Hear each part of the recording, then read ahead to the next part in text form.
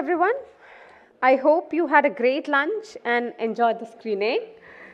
Now, let's dive back into our sessions with more insightful discussions ahead.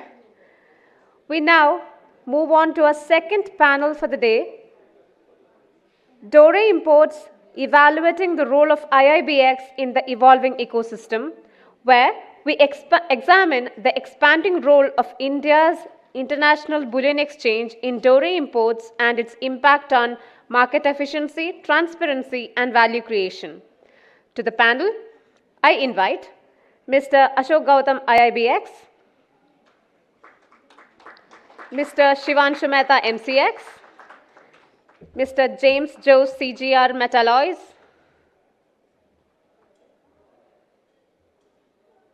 and Mr. Snehal Soni, MMTC PAM. For moderating the session, I invite Mr. Ramakrishnan Padmanabhan, IFSCA.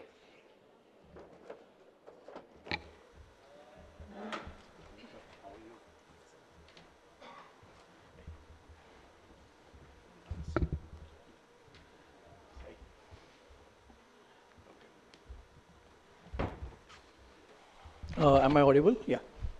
So, in the interest of time, we have around 40 minutes. I'll make this panel discussion a bit quicker. And also, I hope that you all had a sumptuous lunch. So, I'll try to make it a little bit interesting as well.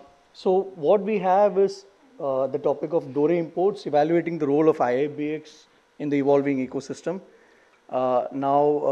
Just to give a brief background, IIBX has been evolving, and as we see, the numbers as far as imports are concerned are growing quite rapidly on this exchange. And those products that are activated on this exchange are primarily standardized products, which is bullion bars, whether it's the 995 kilobars or 999 kilobars, 999 100-gram bars, and silver, and all these products are activated on the exchange. And now what we are thinking or we are evaluating is the role of the IIBX in the Dore imports. Considering that it's IIBX, I will ask this first question to Mr. Ashok Gautam. Mr. Ashok, are there any global models where Dore gold is actively traded within an exchange ecosystem? And whether there are established frameworks where Dore can be directly bought and sold on an exchange?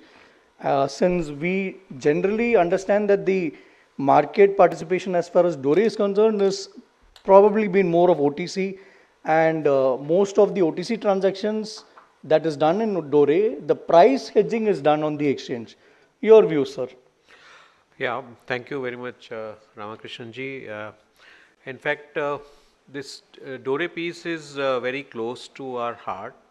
This is actually come from where? Let's see.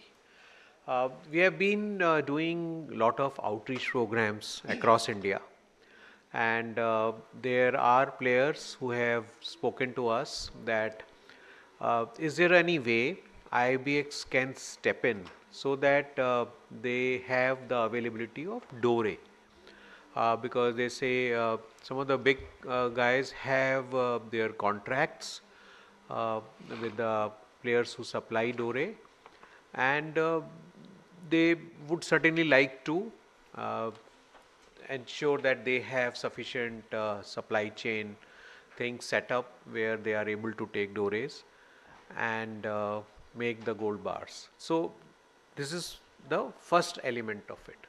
Second element is where I would like to link it to the Honorable Prime Minister's call for Make in India. We did see in our earlier panel discussion where there was a discussion about the rough diamonds coming in, they are getting polished, cut and polished, and then they are being re-exported. Why? I mean, we have the capital, we have the talent, we have the manpower, we have the know-how. Why can't we have the refineries of global standards, and they import the Dore, make the bars which are acceptable globally, and then they get exported. So these are the two things with which we started having these discussions with a lot of players, and everything emerged whether something can be done on an exchange platform, because they also understood, and this was told to me, and we have also tried to find out to answer your question directly. We have not found a model on exchange. But Ramakrishnan ji, I think IFSCA as a regulator is one of the most progressive regulators, I mean, I've come across, and I've dealt with quite a few regulators during my last 40 years of career. And probably that gives me more confidence, because some of the initiatives which we did, thanks to the support of IFSCA and guidance and proactive guidance of IFSCA, like every 30 minutes we are settling the bullion depository receipts, we are settling the funds now 3 times, maybe going forward we'll be settling it 4 times or so, and so on, one-to-one congruence between bar and the and with these things we also tell you that right now we are at the right technological framework which we have introduced, where each identified bar has a allocated BDR, or each BDR has a allocated bar. There is a one-to-one congruence is there, number one. The kind of thing for the weight variation in silver, which we have now done because of this initiative, which we have done through the vaults and the depository MD is sitting here. We are able to then and there settle every 30 minutes the silver bar also with the weight variation. There is no supplementary clearing. So what we are saying, once we look at the Dore piece, it can be done on the exchange, because you add one more variable, which is the impurity piece. You know, what is the purity element of the gold there, and you can add that variable while calculating the actual price of the gold which is in that particular Dore bar, if I can use that term, which is there. But before that, there are other things which we need to understand. Is it classified as a bullion? If it is bullion, whether it can come on the exchange, or if it is not bullion, then is it part of the commodity? Whether if it is commodity, then whether it is permitted, those things will certainly come up. But I think I'm so happy that thanks to IGPC that we are actually having this discussion for the first time ever in a panel discussion format, where we are even talking about it, that whether this can be done or not. In my personal view, this can be done. The time has come for this to be done. Whether it takes 3 months, 6 months, or maybe 12 months for us to get going, but let's start talking. This is the first step. Today is a date which we all can note down, that we first time ever talked whether a Dore can be traded on an exchange. So in my view, Ramakrishnan ji, it can be traded. Mr. James, question to you, because you're a specialist refiner. Considering the fact that I'm not very sure, 70% purity till the range goes up to maybe 95%, is it possible of actually trading such an unstandardized contract on an exchange? Plus the other aspect, who will undertake the responsible sourcing of that metal which is actually coming? Because considering the fact that in an exchange ecosystem, you need the highest integrity, highest governance. So does it really make sense to actually get the Dore piece into an exchange ecosystem, which otherwise is an OTC market, wherein which it's bilateral in nature, and it doesn't really matter whether there are substandard or issues with governance that is taking place in the OTC side? What is your views on this? Good evening. Sorry, good afternoon, friends. Like you said in the introductory remarks, Dore business is a very delicate business because of its non-standardized nature of sourcing, product purity, and all these things. Like for bullion, it's very easy and comfortable for the buyer and the seller, because the government of India has stipulated that bullion shall be coming only from LBMA or Dubai Good Delivery sources. You have the 1 kilo bar size, you have the purity specifications, and so many things. So it's and the number of suppliers also will be very limited, maybe 5 or 10 or 15.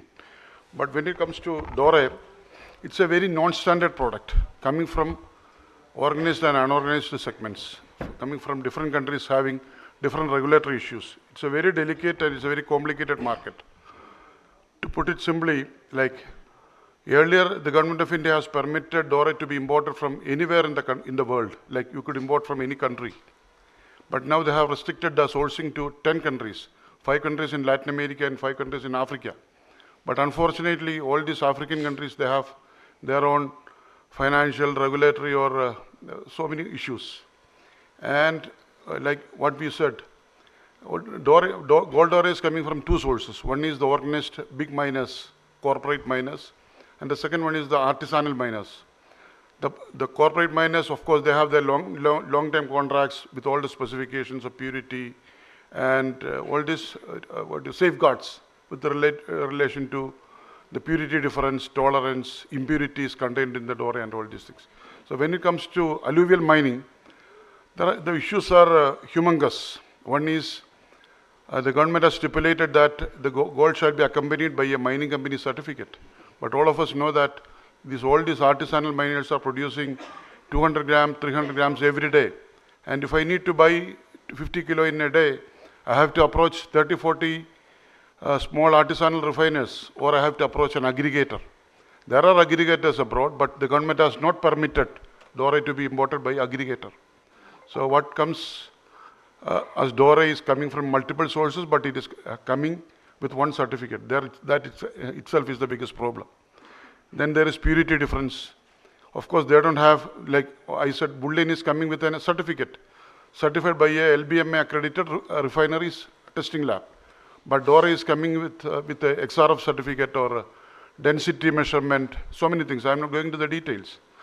Another thing is that depending on the country of origin, there are so many trace elements, like harmful elements are there. It's a very tricky issue. What are the other elements contained in doré, apart from the 90 or 95% or 80, 85% gold content, what are the other elements? That is creating a lot of problem for refining. And then regarding the weight, of course, there will always be a weight difference between because so many reasons. It is coming from artisanal miners. So, and of course, we talk to responsible sourcing. When it comes to artisanal mining, this responsible sourcing and empaneled by approved by that country's regulator, these are only on paper. All of us know that. So it's a very tricky or a very delicate matter to be tackled, but definitely this, like Mr. Ashok Gautam said, it's a very good beginning.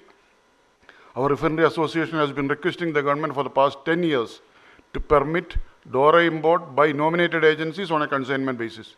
We know it's a difficult task, but we have to make a beginning somewhere. And thank you. Just one more point there. You mentioned about the XRF test, right? The assessment that could take place in the overseas and the assessment that happens after the import. How much is that variation? Could you just give us a ballpark on that? Like if it is XRF, the difference will be 0.3. Like if it is, if their certificate is showing 88.5, my fire assay result will be 88.2, something like that. Okay. But if it is density, like XRF is there in Latin American countries, but in most of the African artisanal miners, it's a density kit, very crude density measurement where the variation can vary from 0.5 to 1 or 2%. What is the acceptable part? So when it comes to India, at what level do you accept the tolerance limits? See, there is always an agreement between the buyer and the buyer refinery and the selling party. It's all practically a mutual understanding. I know that fellow is supplying based on XRF, and it's 0.3%. So it is accommodated. The difference is accommodated. Of course, the ultimate test is fire assay. So the XRF result is ignored. Oh. And because we take a counter sample that has to be sent to a referee laboratory in case of a difference. So these are the mechanisms. So considering this mechanism, Ashokji, the fact is that he's saying so much of technicalities involved. And the fact is that refiner will have to ultimately confirm what is the purity. And when it enters the exchange, it has to further actually move into the domestic market. How the exchange can play a role in this? See, one more thing I'll just add. Sure.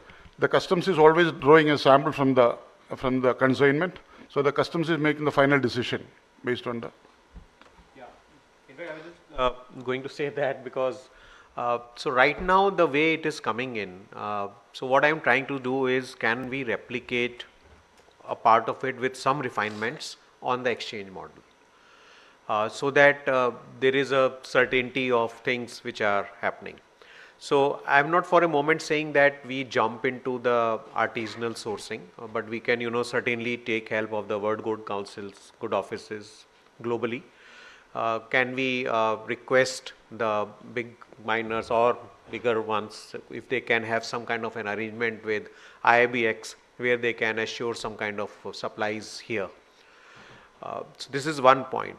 But the second point is because what we also understood that the customs are the final authority for the purity, whatever is it, on the basis of which the final value is calculated and the tax is calculated. The same thing can be done here also. I give you that, let's look at some of the other models which are available. Let's look at the model of diamonds coming in. Can the diamond be imported on an exchange environment? So let's not call it exchange, but it actually becomes an auction house. Exactly. Right. It becomes an auction house. You see the diamond, whatever thing, what is the purity, you like the shape, size, and then you make your, and so it's a very transparent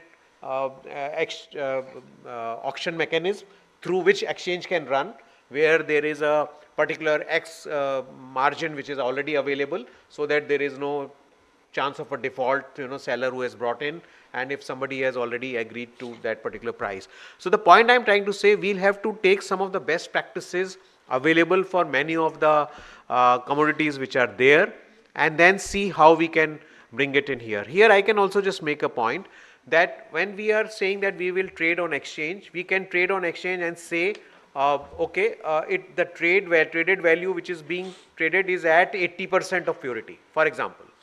80% of purity with this kind of weight, right? But actual settlement will be on the basis of the actual purity and the actual weight. Now these are the two variable components which are there. So, and that will be done only when customs has actually cleared it. So, so we have the mechanism where we have the security with us. Those dollars can remain with us, and so that the one who is bringing in his dore is also certain that he is going to get the dollar, and the one who has actually bid, he knows that what I am actually sending the dollar, there is actually the dore which is sitting there, but obviously the final value will be calculated on the basis of the purity and the weight which is there. So in my view, this can be done, but it's not as simple as we are saying it here, or maybe drawing it on the whiteboard. We will get to the ground, we'll roll our sleeves, we'll roll our pants, and then we'll get into the mud and we actually do the real work. And that's, I am 100% sure, if we all put our heads together, this is doable, and this is doable in the interest of the country. And it's own, in the morning the number was given, 1,500 or 5,000 refineries, which are not 10,000. 10,000 maybe, and maybe only 58 which are approved by BIS. But the time has come, at least for those 58 refineries which are approved by BIS, can we provide them a field where they can come on the exchange and ensure they are assured of the supplies of dore, so that they actually make good quality bars, not only for India, but also for the export to the rest of the world. Shivanshu, to you as the domestic exchange in India and also a key promoter of the IIBX, do you align with the views of Mr. Ashok Gautam? Because this is something that has never been attempted in India at all. And also about the fact that currently what I understand is that MCX is yet to accept the UAE good delivery bars, which means dore is something which is going to be probably next step or not. That's your point of view. But the fact is that considering there are 10,000 of them as far as refiners is concerned, and if the flow happens from the international side into the domestic side, would you be open to this idea of delivering dore bars which are non-standardized? But obviously, ultimately you will come to know the fineness based on the customs certificate or whatever. Are you open to this idea? Yeah, I think the broader benefits to the industry being that you'll be able to assure a single point of supply and a slightly more reliable form of standardized, while still non-standardized, but slightly better, more reliable sourcing would be known. And of course, like you said, if it is a spot contract on the IIBX side, and ultimately it is supplied to the Indian refiners, the refiners who normally go scouting around for dore all over the world, they would have an assured supply is one. I mean, in a sense, like iron ore futures are already traded, as you're aware, on the SGX. This could also, talking very, very broadly, high level, it could sort of give a spread, refining spread sort of hedging, facility to the refiners that could improve the health of the refineries. because if they are able to manage that spread, right now they are managing it, but then the moment the markets dip into discount more than that 0.65% or whatever, there are certain issues. So this could create potentially a synthetic hedge which they can anyway do and then protect that percentage. Then the other points can be whether it's a futures or a spot, if you ask me. Frankly speaking, this is solving more for a spot kind of a product right Exactly, now, yes. as things are. And as such, in the domestic side, under the aegis of SEBI, there is an EGR, which is a spot segment. However, it is, we are working on, I mean, everybody That's a wants to- standard contract. That's a supposed to be standardized standardized. contract, correct. Right. But what I mean is that the spot segment does exist, Exactly. is what I'm trying to say. So while the GST issues still prevail there, but this being another spot item, maybe one could at some stage, subject to regulatory approval, look at it that way also, that a spot kind of a contract on the INR side. And I think, see, I would also like to bring a different sort of take. It's an example of something which is already happening on MCX. You see, certain refiners of base metals, who are the leading primary metal producers in India, they hedge their gold exposure on MCX. Right. So what happens is that when they book the cargo of copper ore, so it has a certain gold content. So that gold content, due to the timing mismatch, etc., is hedged on MCX. That's the futures part. Okay. On the futures. And that exposure, whatever it may be, they are also refining gold. Ultimately, when that sell gold happens, then that gets unwound. So in a sense, it is sort of like doré. I mean, it's a copper ore which contains gold. This will be a higher content. So we don't need 10 different products is the other argument, that always in any metal, you hedge by way of one particular, value change item, like cathode, copper cathode, then cathode only. You don't need to have a separate tube contract or a pipe contract or a... So that for futures, whether it's required or not, today gold is huge by itself, the bullion, globally, futures. So may not have volumes, but if it serves some purpose, then either spot domestically or futures domestically via, this kind of a product is there something open. We are open and subject to regulatory approval. We should look at these things. Okay. Snehal ji, as a trader and as a head of the trading desk of MMTC PAM, how do you view this? Because of the fact that you must have understanding of the global market perspective as well. So if you can throw some light on that. Mike, please. I've been like yeah. So for me, I like to keep it very simple, because when you talk about exchanges, you have two kind of contracts. One is the future, the other is forwards. By default, definition of a exchange is that it needs to have a standardized product. Otherwise, it's very difficult for me to price. Now, one suggestion, which is an interesting one, which we also do, when we sort of negotiate the price with the suppliers, is that let's say, you have, and to tell you the variation, before I actually get into that, the variation we get from a supplier ranges from, I'm talking about the gold content, it ranges from as like 60 to 95%, 94, 93%. That's a variation. Okay. Now, one way, what I'm just extending, and it's a loud thinking, I'm doing right now, is what Ashok ji said, that maybe we can have some sort of a ballpark. Let's say I'm negotiating a price at 80%. For me as a trader, I need to look at what is the fineness, what is the gold content. Otherwise, I'll not be able to price it. That's one part. Second part is, I'll again to what Shivanshu was saying. Again, there has to be some estimation. Like if copper, let's say I'm importing 1 ton of copper, I need to work with some ballpark. Let's say it will have, 5 kilos of gold or 5.5 kilos. It's an approximate. Empirical data will actually help me out. On an average, I get, let's say, 4.5 kilos of, for every 1 ton. So if I'm importing, let's say 10 tons, so correspondingly, that is the amount of, hedges. Principally, it's a very loose kind of a, argument, I'll say, because for me to work, I need to have some precise numbers. Now, what do I do in a scenario which is, which is all these, gaps like? So invariably as a trader, I will actually quote at a discount. I will never pay up, they will always keep a margin, a buffer. So that may pose a challenge to the supplier side. What I see, an angle here is that how do you cater to the liquidity? The seller will say, I have 93. I'll say, no, because I don't know. I have when the gold comes into India, I have an essay, which is again a provisional one. It goes to my lab, like what you're saying, basically it gets tested, and the final settlement actually happens a month after we have received the doré, processed it, and we have sold it. So that is a very operational challenge I'm talking about. The framework, everything I think is a doable thing. If it is a will, I believe it is, we can do it. But from an operational point of view, the biggest thing I think we need to crack will be the liquidity part. The pricing definitely will not happen. Because as a trader, I'm not going to, I will always like to err on the side of caution I'll always underquote, being very frank with you. Because then I need to keep those buffers. Now, that is something, one way is that, okay, we keep, metric like 70%. Let's quote, assuming the doré comes in as 70% gold content. Something like that, what you were proposing. Now, that is still, a way to circumvent this problem. But then the second thing is, what will be the variation around this? There has to be a defined variation. It can't be 10% or, here and there, it may be a couple of percentage points here and there.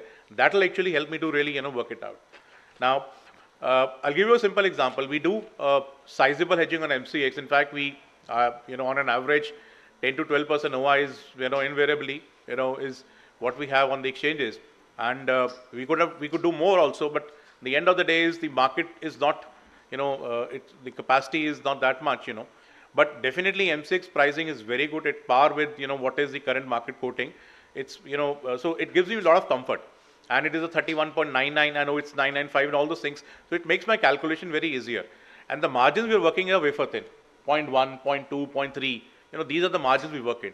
So the chances of any error, is very, very, is minuscule for us, even a 0.01 percentage here, it's going to hit my margins by a couple of dollars. And that is the, the margins we play with. So from a conceptual point, it's a good idea, I think, because majority of the mines in India invariably are less than 50 tons, not even 50 tons, say less than 10 tons. And they invariably face problem of the feed. So maybe one pain point which you can solve, by getting this onto exchanges is to provide continuous feed. So from the economic rationale, it's something we should be doing it. Operationally, from a regulatory perspective, also IBX can play a meaningful role along with IFCA. Operationally, I believe, as I say, the devil is in the details. The operational part is something which we need to really, sit down, think through, and till we don't get the traders into this, till the point we do not give a fine pricing, the buyer and the seller are not going to come on the table. That's my take. Yeah, so to carry forward with that, the liquidity on the exchange is actually essential for doing whether it's spot or whether it's the futures. Coming back to you, Ashokji, the fact is that you need liquidity providers, you need the suppliers. So whom do you think you will be actually targeting in terms of providing liquidity on the exchange as far as doré is concerned? Because you have a separate set of clientele here. It's all upstream. It is the miners, then you have probably the aggregators, you could have the ASM, you could even have the large scale mines.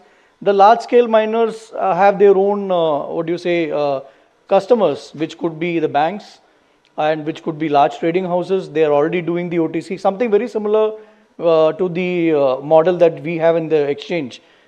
Initially, the banks were there as far as the consignment model is concerned. Then we had the QJs coming in. Do you think the same thing can be replicated in terms of the upstream customers for you? Yeah, I think the point you made makes very much sense, and that is how, and that will be the direction. I'm not giving any names because I don't have any names right now in that sense, like who will be looking to come on exchange, because this is entirely a very new idea which we are discussing. It's just like something which is not there. We are trying to conceptualize it and then we go to the market. But I believe that once the market understands that there is a 400-ton market, which is India, there is a possibility of it getting little bit organized, coming through exchange, and that's a good starting point to have a conversation with the suppliers. And I am sure this is too big a market for anybody to miss.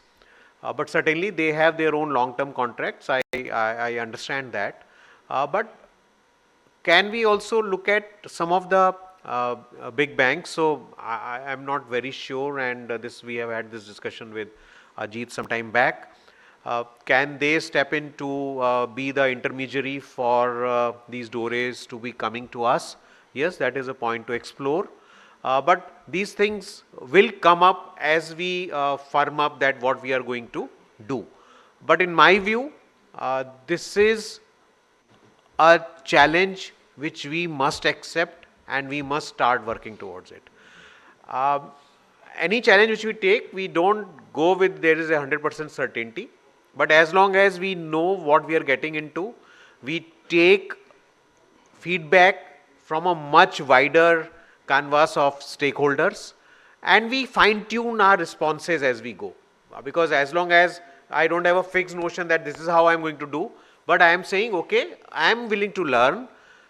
The objective is it has to come on exchange. Now let us understand what you say and what are the things you are going to propose to us that these things can come on exchange for us to trade on. Because gold DORA coming on exchange is something which, I mean, it's not I per se, it's what we believe that is the way forward, and this will certainly help our industry, our country to definitely have its own stamp globally. Because see, India right now is only being talked about as a consumer of the gold.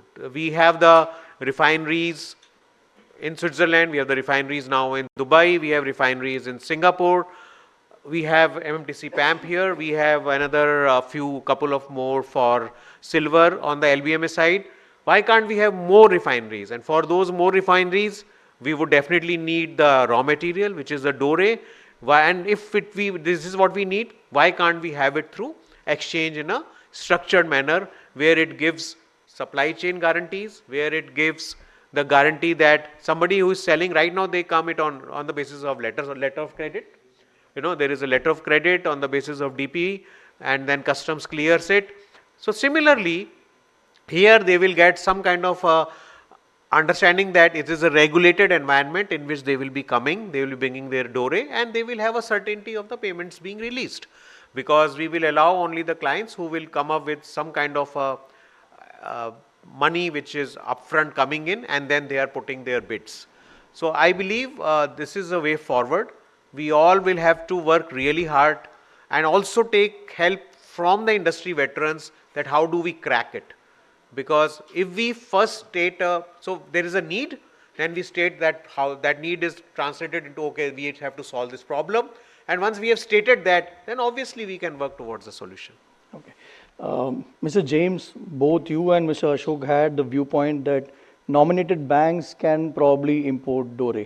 Now, one thing I need to understand from you is that whether DORA, considering the fact that it has a copper content as well involved, does it mean that it can be classified as bullion because of the fact that commodity trading is not permitted under the Banking Regulation Act, which is Section 8.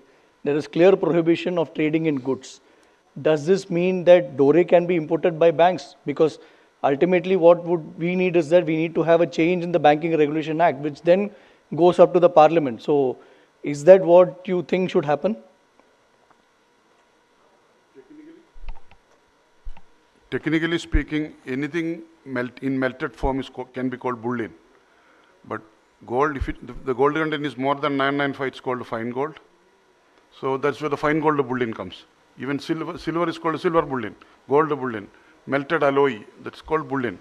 So as of now, there is a regulatory issue. Like DGFT is giving the licenses based on actual user conditions. So this when we started discussing about the when we started demanding imports by nominated agencies, we were requesting the government that this actual user condition may be amended so that nominated agencies or IEPICs can import it. That's a minor issue. But the bigger problem, what I visualize is that, see, like Ashok Gautam was saying about payment guarantees and all that. Payment guarantees are okay for organized mines. Like organized mines, they are having long-term contracts. Based on their contracts, they can have funding from banks and institutions. Whereas these artisanal mines, they don't have any funding arrangement. They badly need daily working capital on a daily basis. So it's a payment across the table or advance payment. You go to Latin America or you go to Africa, Africa is much worse. Latin America, of course, you have certain timelines. You make the payment, you get the material within certain days, like that. In any case, the summary of the whole thing is that you need to make upfront payment or some advance payment for the artisanal miners. Whatever contracts you are talking about make you some comfort level, but they badly need money for the daily operations because they don't have a mechanism of funding from the banks and other institutions. That's one problem which the nominated agency or IABX will have to take care, how to make the payment. You know, the government of India doesn't permit advance payment for gold or imports. Maximum you can pay is 2.5 crores. That's around 3 It's only a documents versus payment basis. Yeah. That is how the imports happen currently. from the artisanal miners. Okay. And whether any Dore import is on a DP basis, is that correct?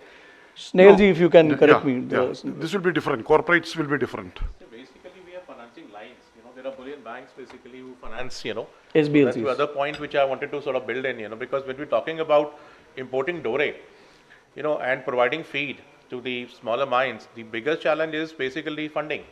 You know, somebody has to fund basically those lines. If I am having a line, if I am importing from various miners, some banks have to fund me. And, you know, those are expensive, you know, because then you have to pay the lease rate and stuff like that. So all those technicalities, what my point is that operationally there are too many variables which we need to sort of, you know, look into. Conceptually, as I said again, it's something which we should look into from a very simple argument that, India is one of the largest consumer and we need to change their perception, and of course the made in India and all those things have relevance and we need to look into. Having said that, to make anything success, we need to look into the granularity of the problem. The granularity of the problem is, you know, at the end of the day, the balance sheet of any of the refiners is not that strong. Now, as a financer, I'm talking from the other side, the banks look at that. How do we look at, I think you will be able to validate that point, because, there is a lot of ecosystem involved. If I have let's say a line of, let's say 1 million, but to get that 1 million line, I need to show my balance sheet. I need to have a balance sheet strength, which most of the refiners do not have. So until and unless we have the financing angle also built into it, which I think is a larger dimension, and till the time we do not make these refiners big enough, by making margins attractive, I'm actually getting into a very different flavor, but the mining per se has to be profitable. The kind of margins we are working with is pretty, pretty small. The differential has been, as you know, has been coming down in the last, couple of years. So pretty much if we do not address that part, we'll not be able to make them the balance sheet stronger.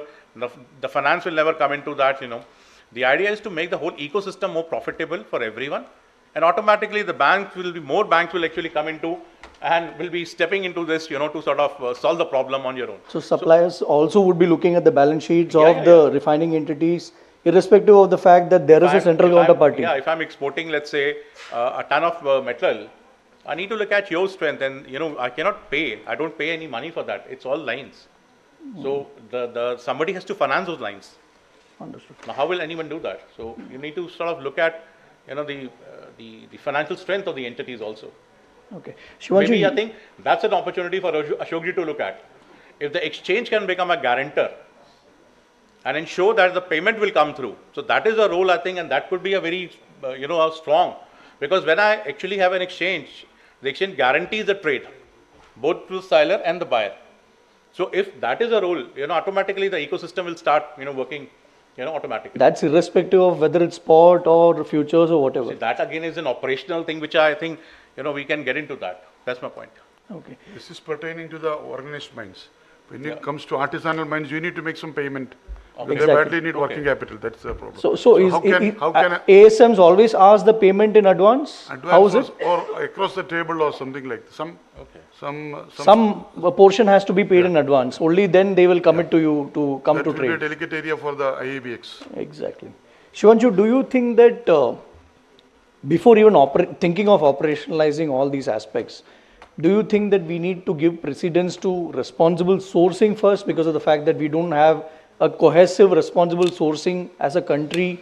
That should be given the precedence before even we look at these kind of products. What are your views on that?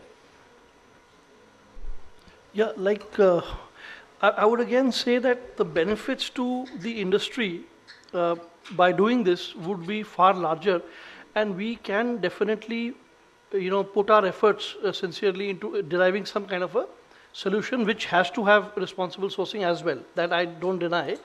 But considering the real problem we are solving for, I feel, is that we are going to improve the health of the gold refining sector in India. And see, in the base metal side, for example, you have custom smelters. The concept is of custom smelters. So, you get your TCRC and you charge a premium per type of product, like cathode will be different, wire rod will be different, etc. So here, if we want to promote, let's say, Indian refining in the GIFT City, under the aegis of the IFSCA's, protocol and regulations, and develop India as a source of not necessarily domestic demand only, but as a place where we have refining expertise, where Dore comes in a tightly regulated fashion, exchanges stand counter guarantee. There are people who set up refineries, not only for bullion, but also for jewelry in the GIFT City. And we become what, like ma'am was saying today, the Ministry of Commerce, that export, value addition. So all that will get further impetus, which I know it is already, been thought about. But yeah, this could be one way of doing it, set it up there. And if the domestic exchange needs to support it in some way, like I said, INR denominated, or some kind of a spread contract between the two to help them hedge their refining spreads, all those things can definitely be possible then. Yeah. Okay.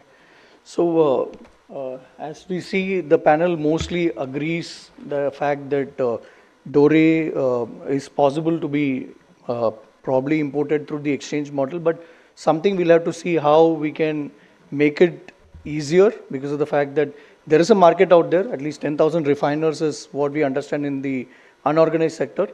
But there is a future as far as Dore is concerned on this particular market. We have to see how we can operationalize it. That's something that we'll have to ponder. The floor is open to questions. Can you please give the mic there, please, to Varulanandan sir, please?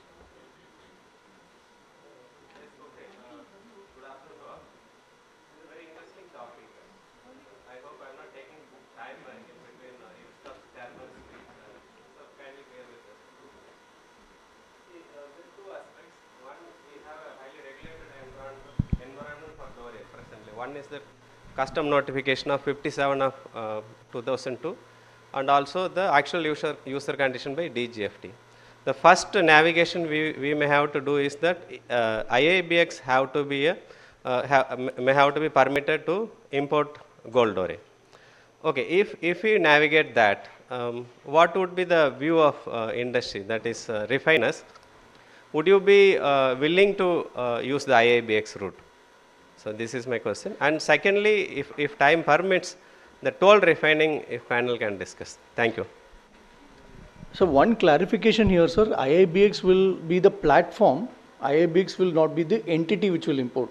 It will be again through IIBX the trade will be executed.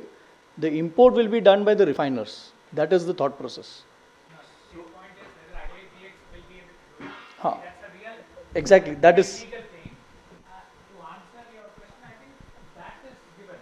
IIBX will do what it takes, subject to all regulatory clearance and all.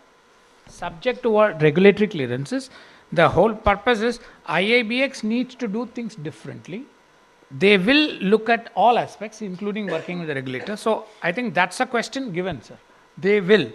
But his question is then legally, are they importing? No, they are not. But that I think can be done between government to government. That can be easily managed. That's not a problem. But your question is very good, very interesting. We may have to probably look at that. I think. It's a question which has been discussed for quite some time. When we can import pure metal at 1% discount, I mean 1% less duty, and where the refining is only 65 basis points, how do you see this working? Because getting pure metal is cheaper than getting the raw material for it. I think that is for the government to answer. I can quickly say that because if the total market is 800 tons and 200 tons is the cap on which the 1% duty rebate is there, so there is still 600 tons market. So that 600 tons market, whether what percentage of that Dore comes, what we are trying to say, as long as the Dore is coming in India, can we be the preferred platform? So whether that number is 400 tons or 300 tons or 200 tons, because this 200 ton number of minus 1% is not going to go above that. So that is something now which is given. So it's the rest of the situation where we are. But ultimately that one clamor which is already there, that whether 65 basis point rebate is good enough, that is a different point. But That's it. Yeah. Thank you so much for the, yeah, thank you so much.